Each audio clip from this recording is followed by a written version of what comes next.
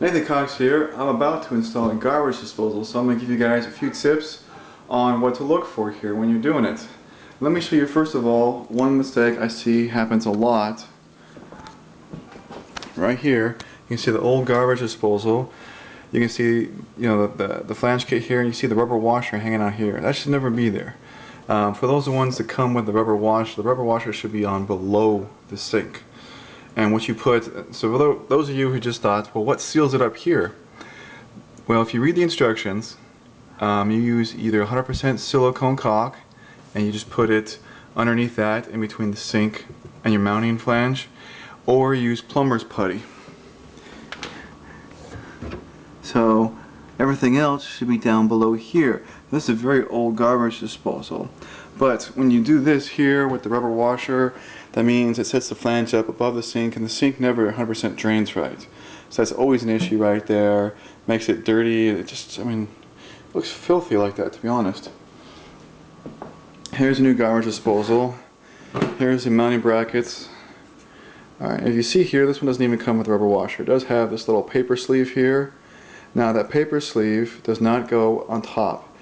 Alright, it's going to be metal to metal on the sink with the silicone or the plumber's putty in between, and then the paper goes underneath. It's just a washer to help when this gets clamped together. It just helps to hold everything in place and lets it slip in place the way it should.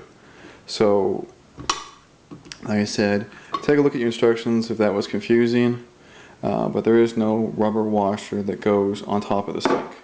Now, another tip for the garbage disposal itself: when you install it, right here, this is the output. So, food and water goes in here, gets shot out here into the drain pipe. This right here is the intake for the dishwasher. So the dishwasher drains out and then into the garbage disposal and then down through the drain here.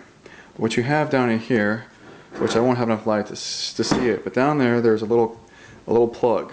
It's just a plastic cap, and it's put in there because there are still people that don't have dishwashers. And if you are installing this yourself, that is the number one thing that is forgotten about, is that little cap. So all you need to do is, either you have a punch or a straight screwdriver or even the Phillips screwdriver, stick it in there with a hammer, lay this down on the floor, not in your kitchen, lay it down on your garage floor or something like that, and give it a tap, and you should pop the cap right out. Now of course you need to go get the cap. It'll be in here. And while I'm showing you what's in here, rather than just flipping this back, this is just the rubber gasket. Just slip that off. Okay, inside the cap will shoot off and be right down in here, which will be easy to get. For those of you who are scared to stick your hand inside of a garbage disposal because you watched a horror movie and you think it's either got razor blades or serrated kitchen knives sticking all out over the place, it doesn't. Look at this right here. It's gonna be hard. Let me do that with the screwdriver.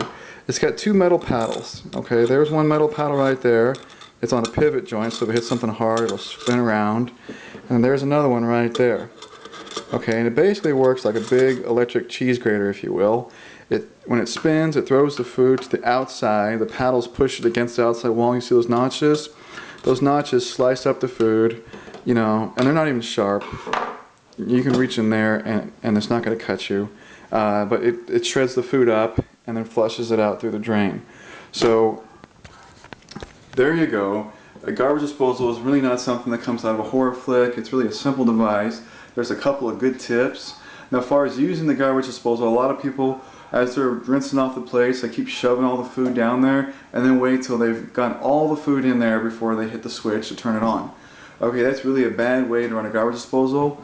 A lot of people are afraid to turn it on and run for very long. It really can run for a while. Turn on the kitchen faucet so the water's draining through it, and then feed it. Rinse each plate off as you go at a time and dump the food down, and then go to the next plate, so forth and so on. Keep, as you will, feeding the garbage disposal rather than shove everything you got down there at once and turn it on. Not only is that going to help from it clogging, life of the garbage disposal, many positives to feeding it food step at a time rather than shoving everything down there at once and then turning it on. So there's a couple of good tips. I hope you like this. Please subscribe to my channel. Thanks again. This is Nathan Cox.